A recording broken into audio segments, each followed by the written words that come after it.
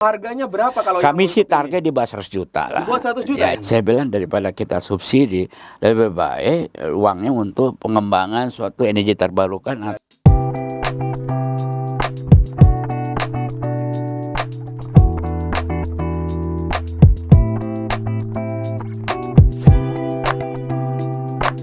Pemirsa Pojok Energi, selamat datang di pembicaraan kita hari ini bersama host Anda, Fabi Tumiwa. Sudah cukup lama kita tidak berbincang-bincang mengenai energi di Indonesia, dan hari ini kami mendapatkan kehormatan, mendapatkan tamu yang saya kira tidak asing lagi buat mereka yang selama ini berkecimpung di bidang energi terbarukan, yaitu Bapak Halim Kala. Pak Halim, selamat datang di Pojok Energi di studio ISR.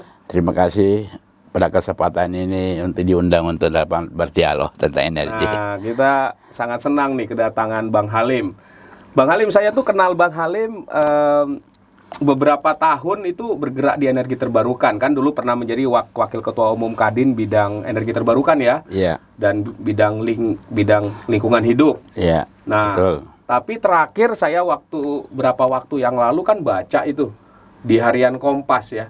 Tiba-tiba ada nama Halim Kala dengan HK Motor bicara soal mobil listrik. Mungkin Bang Halim bisa cerita gimana ceritanya dulu dari energi terbarukan kok masuk ke kendaraan listrik?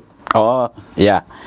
Begini, Bro Baby. Memang bidang saya sebetulnya memang dari dulu mobil ya. Jadi sejak saya tamat dari sekolah di Amerika dalam bidang mechanical engineering, ya. Dan memang dari dulu hobi saya mobil, saya pembalap mobil, pembalap motor. Pembalap mobil. Iya, dari dulu go-kart, Kita off-road. nggak pernah tahu malah biasanya naik sepedaan kita. Nah, saya dari dulu dari SMP udah pembalap go-kart, SMA rally, sampai sekarang main off-road. Ya, dan saya juga hidup dalam keluarga bisnis mobil ya, bapak saya di Toyota. Dan akhirnya saya berangkatlah ke Amerika untuk masuk automobil engineering. Jadi selama 4 tahun saya lulus dari State University of New York, Mechanical Engineering. Tadi lanjutnya mau masuk sekolah desain mobil, tapi waktu dipanggil orang tua balik. Tapi saya sempat ke Toyota juga menimba ilmu di Jepang. Oh, udah sempet ke Ya, Toyota belajar soal apa? Soal industri lah, lihat-lihat aja, berkecimpung di dalam, ya, belajar bagaimana sih Toyota membuat mobil. Ya. Tapi memang hobi saya di situ. Waktu saya balik ke sini, orang tua saya bilang, mau kerja apa sih? Saya mau bikin mobil. Tapi tentunya orang tua mengatakan susah bikin mobil. Mungkin ada bisa, tapi sumber daya manusia kita nggak mungkin. Itu tahun berapa Bang Halim? Wah, ini udah lama, tahun 90-an ya. Udah lama sekali ya. Terus orang tua bilang, sudahlah dagang mobil aja. Sehingga saya diadain salah dealer Daihatsu saya. Nah, saya pegang dealer Daihatsu di Sulawesi sampai sekarang. Jadi ini orang tua bilang, ini kau jaga, inilah bisnismu, ya toh. Tapi memang menjual mobil aja sih lumayan kalau buat hidup. Tapi kalau buat saya tidak happy karena saya seorang engineer harus menciptakan mobil. Ya. Sebetulnya sih mobil ini bukan saja ini. Pada tahun berapa itu saya lupa. Saya pernah membuat mobil untuk Taman Mini. Taman Mini ya? Iya, semua mobil, nggak semua sih, ada mobil khusus itu saya bikin. Masih zamannya Pak Harto itu. Saya buat. Ya, jadi saya buat. Saya serahkan ke Ibu Tin langsung di Taman Mini, masih muda, masih baru-baru lah. Yang masih muda Bang Halim apa Ibu? Saya, Ibu dia juga masih muda kali. Masih berapa tahun, umur 28 lah kali ya. Jadi saya buat sendiri tuh. Tapi ya karena pada saat itu memang saya udah buat namanya Engineering Center, Engineer R&D. Jadi saya udah buat 3 row macam-macam lah. Saya suka eksperimen soalnya. Jadi udah, tapi karena kesibukan macam-macam, tapi saya katakan saya harus buat mobil brand sendiri. Semula lagi dengan HK Motor ini. Oh, nah HK Motor itu menarik ya kalau saya baca cerita yang di Kompas dan dari diskusi dengan Bang Halim juga. Tapi pertanyaannya, kok masuk ke kendaraan listrik, Bang Halim? Sebetulnya kita sih nggak bikin mobil listrik saja ya, kami juga bikin mobil bensin ya. Kami memang ingat pertua-tua jangan berfight dengan pemain besar. Jadi kami bermain niche, nih orang bilang market yang segmen-segmen yang nggak ada lawan gitu. Dan tapi sebetulnya kebutuhan masyarakat ya, dengan 20-30 tahun di bidang marketing otomobil, saya ngerti apa sih kebutuhan masyarakat kita di sini. Ya, jadi pengalaman saya, dia bilang pemasaran otomobil lumayan lama gitu. Dan saya tahu apa sih kebutuhan masyarakat atas suatu kendaraan. Memang kita awalnya tidak bermain mobil listrik, kita bermain mobil bensin juga, bikin desain. Oh, kalau boleh tahu sejak tahun berapa nih HK Motor berdiri? Sebetulnya HK Motor sudah lama berdiri ya. Awalnya kita dealer beberapa kendaraan dari India, dari Cina. Kalau nggak salah saya lupa 2012 gitu ya. 2012. Tapi kita dulu dealer ya. Tapi memang dealer untuk kemudian kita assembling ya, mobil dari India awalnya. Terus kemudian mobil Cina, tapi terus terang dua merek itu tidak berkembang. Sehingga saya putuskan untuk membuat merek untuk kendaraan sendiri. Saya desain. Memang membuat mobil tidak mudah ya. Saya udah keliling dunia, saya hubungi konsultan ini, hubungi perusahaan ini untuk saling bekerja sama. Tapi cost-nya terlalu besar untuk memulai ya. Beli teknologi itu mahal, jutaan dolar, ratusan ribu US awal, dan jutaan dolar investasi di pabrik. Saya sampai ke Prancis ya, ke Cina, ke Jerman, sampai ke Brasil, semua saya udah alami lah ya. Jadi ingin membeli teknologi mobil dan membuat mobil sendiri dengan brand sendiri. Tapi tidak mudah, harus modal besar. Akhirnya saya pikir kita bisa belajar sendiri, mampu ya. Nah, ini Bang Halim kemudian sekarang kalau yang kita lihat kan produk HK Motor yang 3 itu ya, kendaraan listrik. Itu gimana mulai ceritanya sampai habis pencarian kemana-mana mahal, tapi kemudian memutuskan desain sendiri, ya, rancang sendiri. Ini 100% saya rancang sendiri, mulai dari desainnya, sketchingnya, sampai desain chassisnya. Jadi membuat mobil tuh ada 5 tahapan ya. Ide dulu, terus marketing research, terus kedua model bagaimana, size apa, dan kekuatan power macam. Jadi banyak parameternya ya. Nah, kedua kita desain yang spesifik. Kita kan market Indonesia. Market Indonesia ini besar. Nah, kita buat spesifik Indonesia, tapi juga di dunia. Jadi kita bandingin yang ada di dunia. Dan untuk itu dengan teknologi sekarang dan teknologi lebih mudah, lebih gampang ya. Tapi pencarian di mana berada, saya sering ke Cina. Jadi saya berguru sebetulnya lebih banyak ke Cina. Karena di sana mobil listrik sangat berkembang. Kalau Anda Pak Bibi tahu bahwa di dunia sekarang ada 7 juta mobil listrik. Ya, terjual tiap tahun. Besar di Cina. 50%. Ya.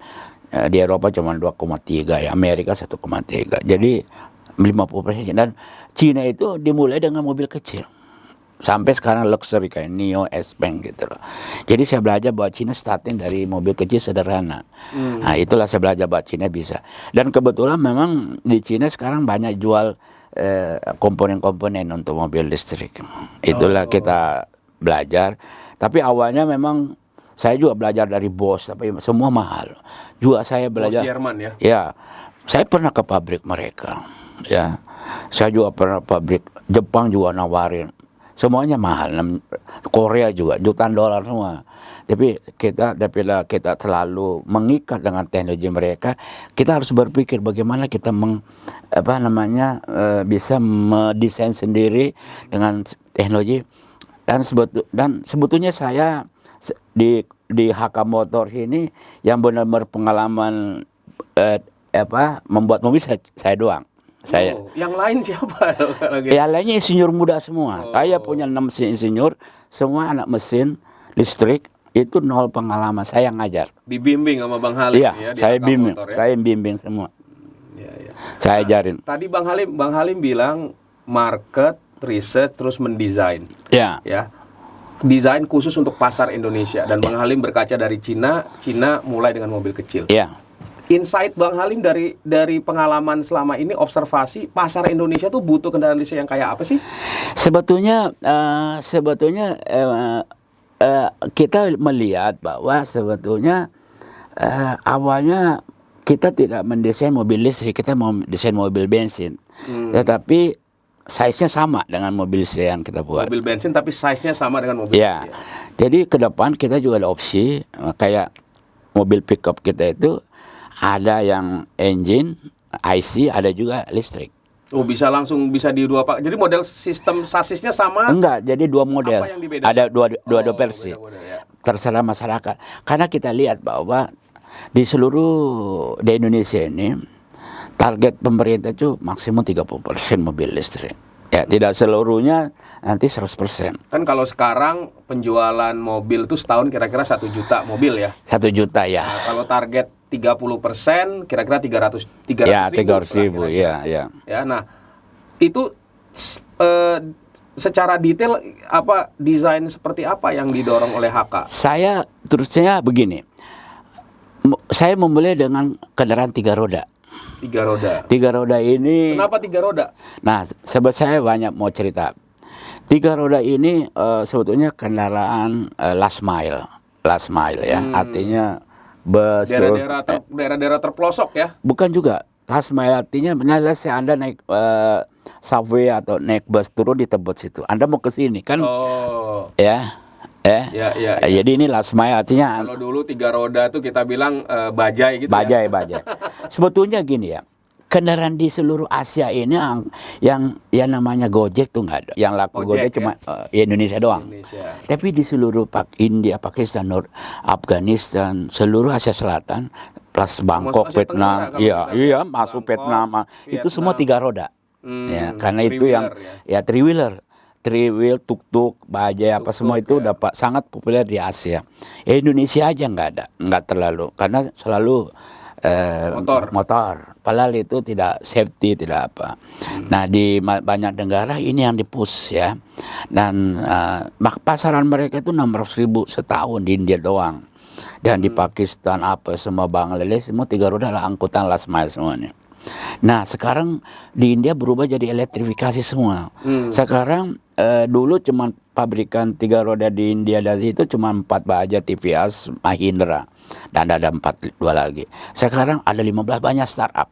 Kami juga sebetulnya kayak startup nih. 3 roda listrik artinya kan kita tahu semua orang ingin energi bersih, ingin environmental friendly ya, sustainable. Jadi listrik, kita tahu lu bajai kenapa larang? Ya asapnya hitam, ya bunyinya keras, berisik ya. Sekarang udah ganti LPG tapi masih kurang bersih. Dengan adanya listrik ini menjadi bersih semua, suara juga hilang dan penumpang juga enak, nggak kepanasan ya. Jadi memang ini adalah suatu ke depan ini harus diprioritaskan angkutan-angkutan 3 roda ini. Maka itu kita langsung masuk dari situ dulu. Ini bisa jadi, kalau saya lihat 3 roda itu bisa jadi urban transport ya, angkutan kota, tapi juga angkutan di daerah-daerah terpencil sebenarnya. Iya, bisa. Sebetulnya bisa di mana-mana, dan juga angkutan logistik. Angkutan logistik penting itu. Ya, kita punya versi penumpang dan kargo. Oh, jadi ada 2 versi nih yang roda 3 ini. Ya, tapi kita sebetulnya roda ketiga sekarang bisa dirubah jadi angkutan barang dalam segitiga karena kita bisa folded dan di belakangnya bisa terbuka. Jadi tanpa merubah body bisa jadi angkutan barang juga. Kalau angkutan orang bisa ngangkut berapa orang dia, Bang? Angkutan dua orang besar ya. Di belakang, satu yang nyetir ya. Dan sebetulnya anak-anak kecil bisa. Jadi bagi ibu-ibu nih mau pergi kemana-mana nggak perlu risih-risih naik Gojek, duduk tenang nyaman ya di belakang sama anak berdua gitu. Dia bisa juga bawa barangan dengan safety, nggak perlu udah pakai helm. Itu yang kita lagi promosikan nih. Dan listrik, jangkauan listrik kita cukup jauh 150 km 1 kali charge. Dan kita nanti ke depan akan bikin ekosistem di mana charging dan swapping baterai mudah gitu. Oh, jadi ini Bisa dua ya, bisa charging, bisa swapping juga. Bisa, kita lagi usahain ya. Jadi kita juga bikin charging station di mana-mana ya, sehingga memudahkan angkutan untuk charging. Karena begini, membuat listrik itu tidak hanya sekedar membuat mobilnya, tapi harus ada ekosistemnya supaya memudahkan masyarakat. Kenapa Tesla laku? Karena sistem ekosistemnya maju dia. Fast chargingnya di Amerika aja udah 100.000 hampir. Fast charging ya, salah satu kelebihan Stationnya. Tesla, dia punya fast charging, Station. network fast chargingnya Ada sangat 100.000-an kira. Di sini Bang Halim juga punya visi yang sama. Saya mau buat begitu. Tanpa itu rasanya feelingnya masyarakat ataukah kepercayaan angka mobil listrik ini, karena mobil listrik kan perlu mobil semua perlu BBM, perlu bahan bakar. Kalau listrik perlu charging. Perlu listrik ya. Listrik lah.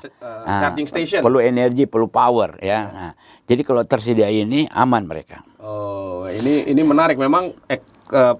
Memang pengembangan kendaraan listrik berbeda dengan kendaraan combustion engine ya. Tapi begini, majority di mana-mana, 70% sebetulnya pengisian listrik itu di rumah. Seperti saya selalu di rumah aja ya. Jadi dengan mobil listrik Abang nih, di rumah semua cukup. Karena jangkauan kita kan 500 kilo. Kalau kita isi di rumah 2, 3, 4 jam, mobil listrik kita yang 3 roda 4 jam aja udah penuh. 4 jam penuh ya? Ya, udah bisa 150 itu kilo. Itu bisa ngisi di rumah? Bisa. Bisa dengan install kilowatt hournya 2000 watt udah bisa. Itu 4-5 jam udah penuh tuh, tanpa terganggu listrik di rumah. Nah, kemarin Abang kan ikut HK Motor, ikut pameran nih. Ya. Di situ sudah buka harga ya. Bahkan saya dengar udah ada yang order. Banyak sih yang order, tapi kami melihat prospek pasar nih. Jadi begini, di mana-mana produsen mobil listrik banyak di dunia ini tidak pernah selalu memamerkan langsung bisa dibeli. Jadi harus ada dulu semacam preview atau teaser atau konsep ya, karena masih bisa, karena juga kita mencari input dari masyarakat. Apakah model yang kita buat ini cocok apa segala ya. Jadi itu dulu. Tesla saja sejak dia terus 4-5 tahun baru dia jalan ya. Baru bisa jual ya. Karena banyak startup juga kita butuh financing ya. Butuh crowdfunding apa segala, butuh investor ya. Jadi begitulah ya. Nah, memang saya berharap bahwa mobil listrik ini ke depan, apalagi pemerintah sekarang udah menganjurkan bahwa 2030 minimal 2-30% mobil ya listrik. Dan saya berharap juga bahwa pemerintah kota ada semangat untuk menjadikan lingkungan yang bersih, yang sehat, polusi udara. Nah, gitu ya. Kendaraan angkutan kota ini harus yang listrik, yang bersih lingkungan. Jadi kita harapkan ini yang kita harapkan. Ini sebenarnya bisa menggantikan bajai sekarang itu. Oh iya, itu target saya. Memang apalagi saya sih di Jakarta ganti bajai. Iya, akan masuk di Bali dulu untuk angkutan turi Bali. Jadi untuk apa nih rencana? Ini kan Bali mau G20, ada show off di sana? Ya belum tahu ya, kita belum ada. Tapi kita akan, karena cita-cita gubernur sana ingin menjadikan angkutan kota. Ya, tapi sebetulnya saya karena waktu agak mepet ini, di samping mobil listrik kami juga ada pickup. Ya. Apa yang 3-wheeler ada pickup? Pickup tidak. Jadi pickup ini jangkauannya lebih jauh lagi, 175 untuk angkutan kecil. 175 km sekali charging. Ya, sekali charging. Jadi cukup jauh, baterainya besar. Memang dia lebih mahal, tapi memang pickup di Indonesia ini menjadi suatu kebutuhan. Pengalaman saya dari jualan mobil ya, memang pickup kita hampir 25%. Ya, yang jualan selama ini karena kebutuhan masyarakat, angkutan di desa, di kampung, di kota juga. Ini ukurannya berarti saya pickup standar yang kayak sekarang ya? Oh enggak juga, ini agak kecilan. Kira-kira bisa ngangkut berapa? Itu 600 kilo. Ya. 600 kilo lumayan lah buat angkutan pertanian, orang jualan apa saja kebutuhan. Dan size-nya juga nggak lebar-lebar, 1,4 meter. Jadi cocok nih jalan-jalan desa yang jalan-jalan desa itu. Masuk ganggang cukup. Tapi nanjak kuat. Oh cukup, 230. Udah pernah diuji. Udah naik di flyover apa udah bisa nyaman, Jadi nggak ada tantang. Kondisi yang naik turun Nggak jalan ada masalah, nggak ada masalah. Kami juga membuat mobil kecil, ya, yang 4 roda. Yang 4 roda. Ya, ini untuk artinya kebutuhan ibu-ibu antara anak sekolah, city car lah, ya. Itu jangkaunya juga 160 kilo. Jadi untuk anak sekolah belanja di lingkungan segala. Ini yang kami mau target ke depan tiga.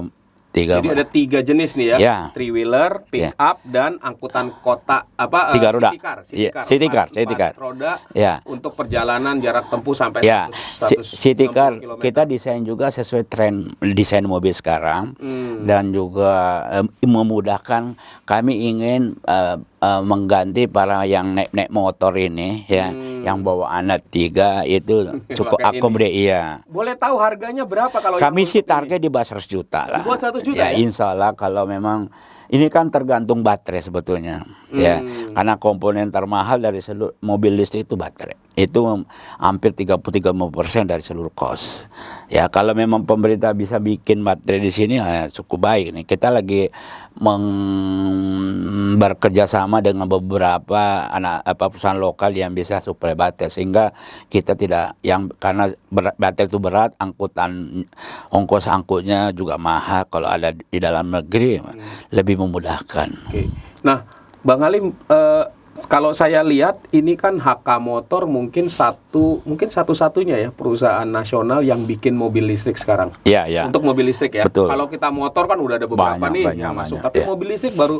Ya. Kalau targetnya Bang Halim dalam 5 tahun ke depan apa?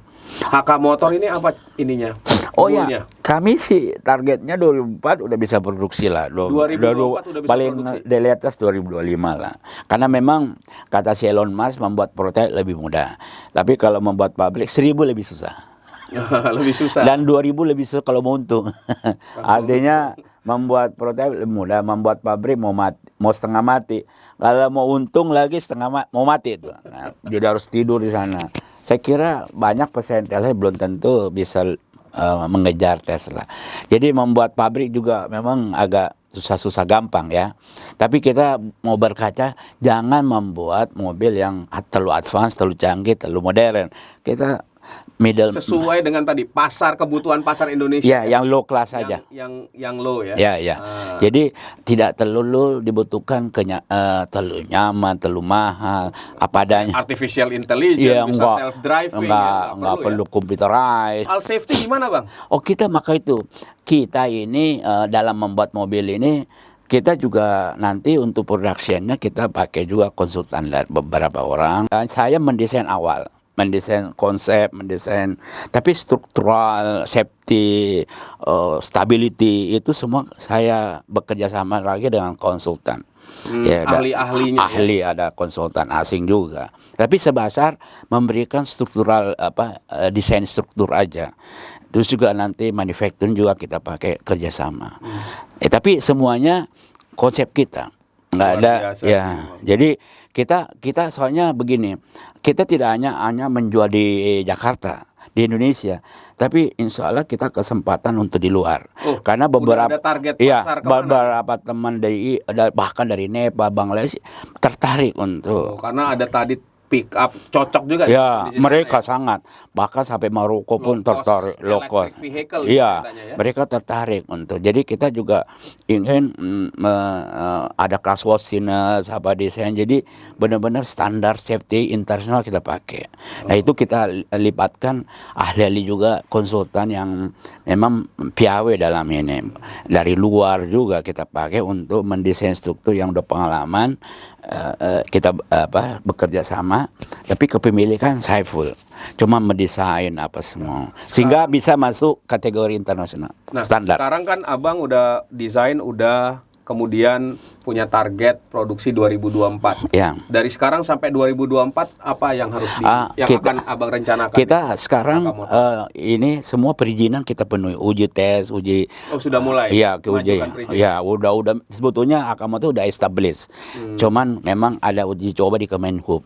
Ya, ini yang kita lagi persiap. Uji serut ya, uji coba, uji serut istilahnya, registration, uji coba, macam-macam lah di situ, kelayakan semua. Jadi kita lagi persiapin itu.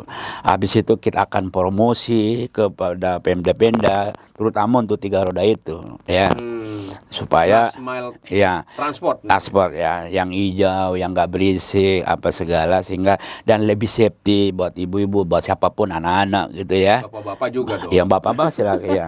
Jadi nggak perlu. Jadi orang juga enak naik transport karena kita tahu bahwa kita di sini nggak suka jalan kaki. Jadi tapi daripada saya pikir daripada naik motor kalau lebih enak itu lebih safety, nggak kehujanan dan lain ya. Jadi ini yang kita lagi promosi tapi lebih hijau. Nah mungkin ini buat peserta ini ya, karena di sesi terakhir saya kira kalau buat nih kan yang nonton banyak anak-anak muda mungkin Bang. Ya. Kalau ada anak-anak muda yang ingin belajar mengenai mobil listrik, produksi, desain di HK Motor, kira-kira bisa menghubungi Bang Halim nggak? Bisa saja. Bisa ya? Terbuka kita. Terbuka untuk ada Ya. internship. Ya, gitu. saya sih sebetulnya lebih ingin memang mengajak semua anak muda yang punya pengetahuan, ya.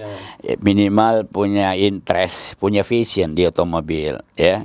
Kedua punya ada ilmu, ya, minimal sarjana teknik lah. Jadi itu terbuka ya, mau belajar. Minimal mau sarjana bekerja di teknik HK mesin atau elektrik. Itu yang kami perlu. Dan yang paling susah adalah yang pandai sketching, desain itu.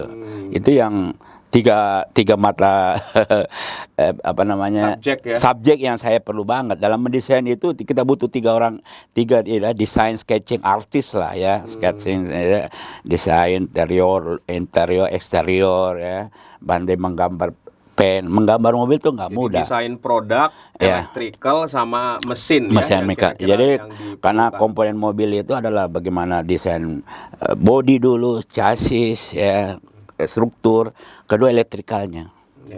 Ya, jadi itulah memang diperlukan keahlian dia bilang itu. Mungkin ada juga para policy maker yang nonton ini. Ya. Kalau harapan Bang Halim terhadap policy maker energi di Indonesia untuk mendukung perkembangan kendaraan listrik itu apa saja, Bang? Yang diperlukan policy, ya, peraturan yang memberikan kemudahan, kelancaran usaha. Itu aja dulu. Dua juga sokongan finansial, memudahkan dapat kredit ya, pendanaan. Ini kan berlaku untuk pengembangan energi terbarukan. Energi terbarukan kan tujuannya mengurangi polusi, mengurangi CO2, mengurangi greenhouse gases. Dua hal ya. Karena kita tahu Pak PB mungkin tahu bahwa yang terbanyak adalah dari kendaraan. Jadi mengurangi ini kan salah satu untuk energi bersih, ya kan? Harus ada policy yang babanya saya mesti bersih. Kedua ya energi pembangkit listrik kan, ya. Jadi kalau dua ini kita sudah jalankan, ya ini lingkungan kita jadi bersih. Jadi kalau sekarang mensubsidi harga BBM yang over kuota itu bukan tepat sebenarnya, Bang? Bukan salah. Karena dulu saya tidak suka. Saya pernah di DPR Komisi 7. Saya bilang daripada kita subsidi, lebih baik uangnya untuk pengembangan suatu energi terbarukan atau dikasih subsidi direct bukan ke ini. Karena kalau seperti di luar negeri ya, di Amerika seperti bagi perusahaan awal mungkin mana itu diberi $3.000. Kalau di Amerika ya. Cina kenapa maju hampir 150 juta tuh mobil, ada tingkatannya ya, ada insentif, jadi cash rebate. Jadi cash rebate-nya lari ke pembeli sehingga dan produksi si manufacturing juga dapat tax incentive. Supaya dia bisa berkembang, dan insentif itu berlaku bagi yang belum produksi sampai 200.000. Kayak Tesla udah nggak dapat karena dia udah bisa menjual 200.000 lebih. Jadi ini yang abang harapkan, ada kebijakan, regulasi, peraturan lebih mudah, peraturan mempermudah dan akses terhadap pendanaan. Dan sokongan finansial bagi pelaku ini, dan rebate untuk si pembeli dan kemudahan. Supaya si pembeli ini lebih enak beli mobil listrik karena kemudahannya lebih banyak. Seperti Norwegia, dia free naik ferry, dia free parking, ya ada parkirnya di depan buat pemain listrik, semuanya orang pindah. Ya, menarik sekali memang. Ya. Bang Halim, terima kasih banyak. Iya, iya, iya. Kita sudah sampai di penghujung. Sebetulnya banyak sekali saya bicara waktunya. Nanti kita bisa atur lagi karena masih banyak aspek yang menarik nih dari kehidupan Bang Halim Kala. Jadi tadi saya malah baru tahu soal passionnya di otomotif. Iya. Ya, biasanya kalau saya taunya untuk energi terbarukan, dan sekarang lagi mengembangkan banyak proyek energi terbarukan juga ya. Iya. Nah, jadi mungkin lain kali kita bahas yang aspek ini nih. Silakan, bisnis boleh. energi terbarukan dengan Ya. Bang Halim Kala. Ya. Sekali lagi para pemirsa pojok energi, kita sudah sampai di ujung perbincangan kita hari ini yang membahas mengenai kendaraan listrik, dan kita sudah mendengar dari Bang Halim ya, pendiri dan owner dari HK Motor, mungkin salah satu-satunya produsen kendaraan mobil nasional listrik ya yang ada saat ini, dan kita harapkan 2024 kita bisa menyaksikan produk-produk HK Motor bisa kita lihat di jalan-jalan, Insya Allah. ya, dan semoga bisa menjadi solusi bagi transportasi yang ramah lingkungan. Demikian saya kalau ada saran dan pertanyaan bisa disampaikan kepada redaksi Pojok Energi. Terima kasih dan sampai bertemu lagi di lain kesempatan.